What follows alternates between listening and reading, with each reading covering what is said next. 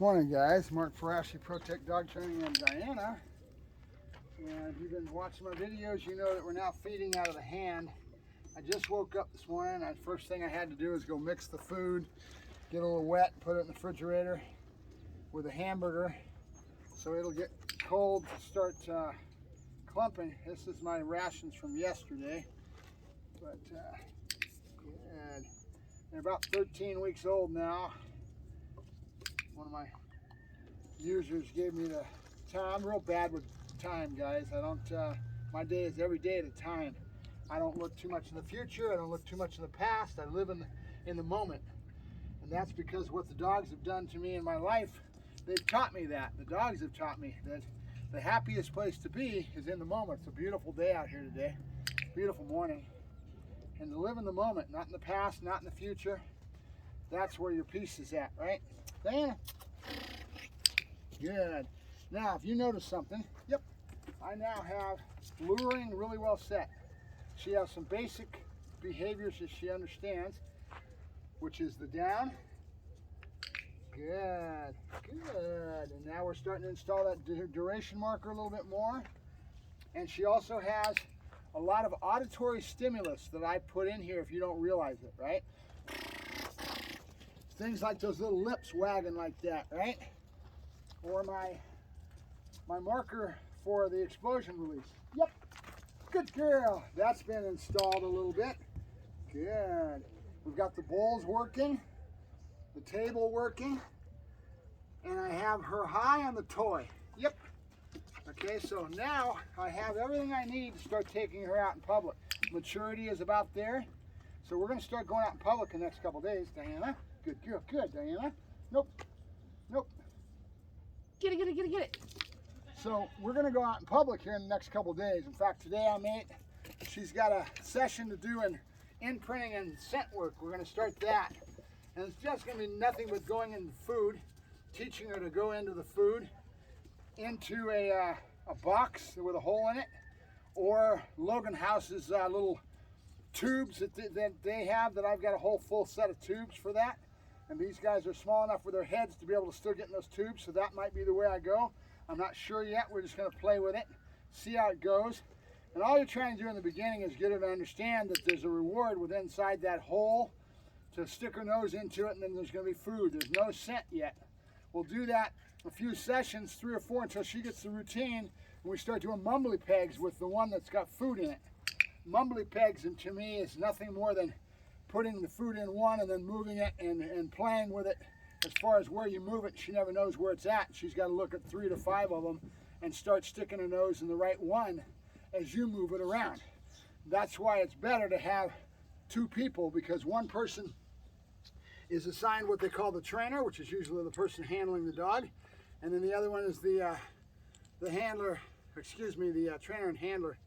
So the trainer would be the one distributing the food behind it, but it's just a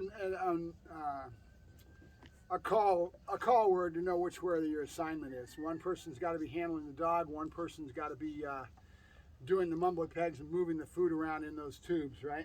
You create a wall and you have somebody sitting behind it. We'll see if we can get some video for you.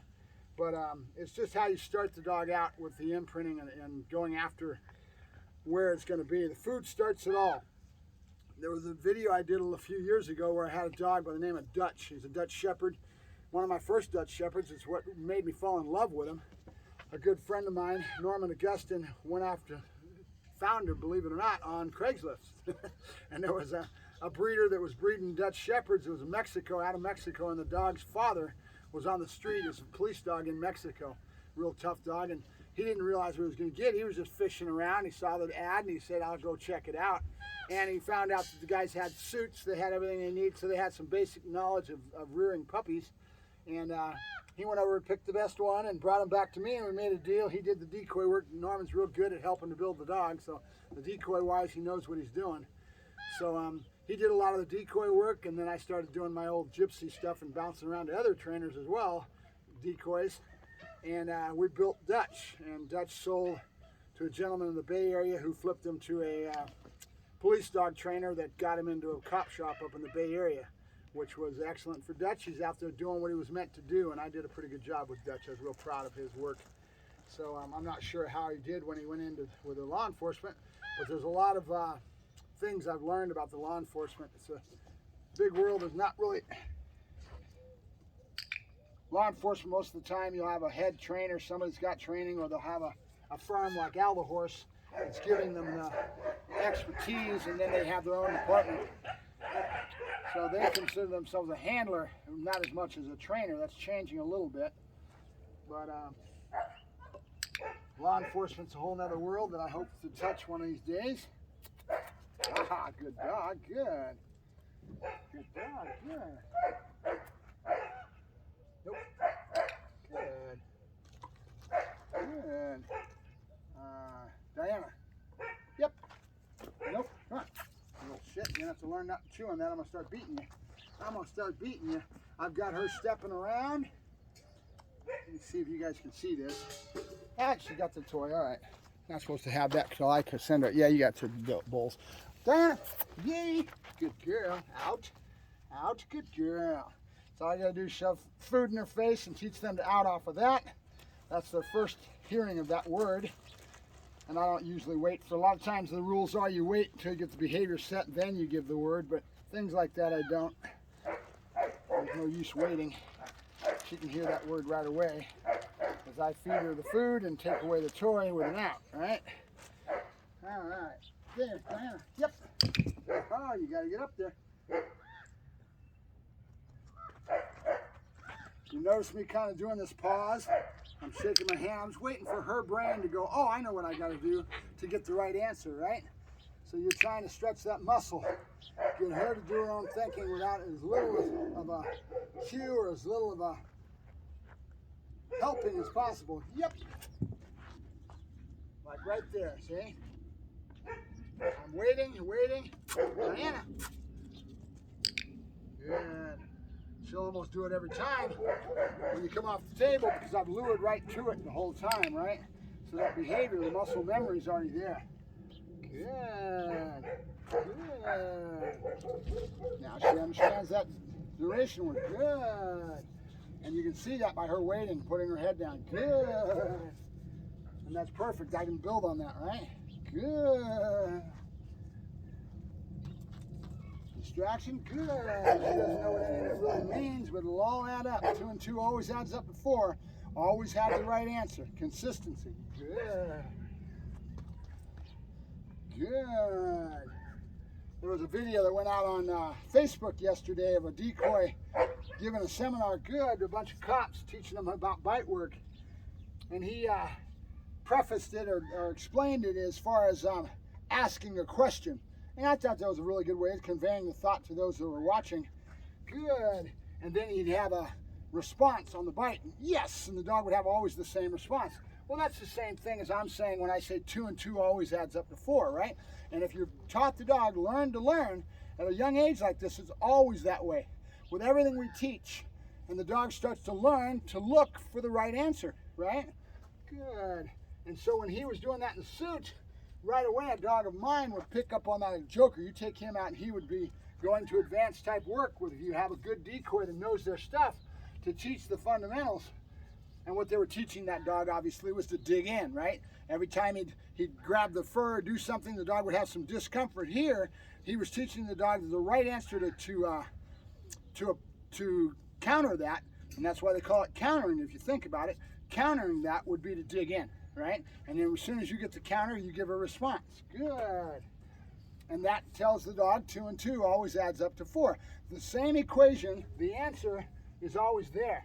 And the dog you're trying to teach to learn to use their head and their brain to find the right answer, right? So when I teach this is what I'm doing. Right now I'm challenging her and giving her more work to have to do brain-wise, because I could either do it 1 or 2 ways. Watch this. I can either go, Diana, yep, good girl, I have the food right there, I can lure her right into it. That's easy, right? That's the way we start it. But as time goes along, Diana, yep, you're good. I'm gonna say, yep, and I'm gonna wait for the response before I give it. She's gotta give me the right answer. And so I could sit there and pause and wait and let her brain figure it out until she finally, she stalls, right? She's stalling. Good. Diana. Good girl, good. Yep, come on, hey. Yeah, good girl, good girl. Good girl. And you guys probably didn't see the body language, but she gave me a hesitation. When I went and tapped her, she was kind of stalled and it was a negative.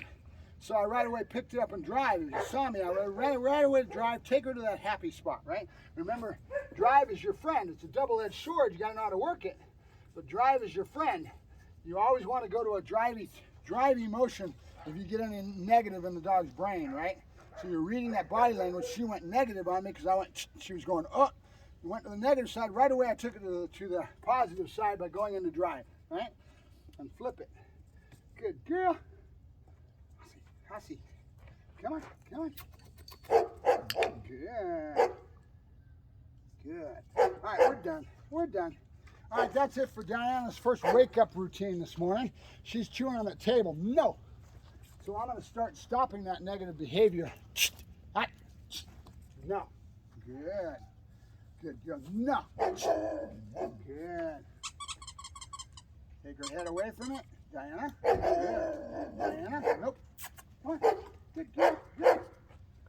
Good. Good. Nope. Come on. Come on. There you go. Good. Good. Good. All right. That's good. Diana.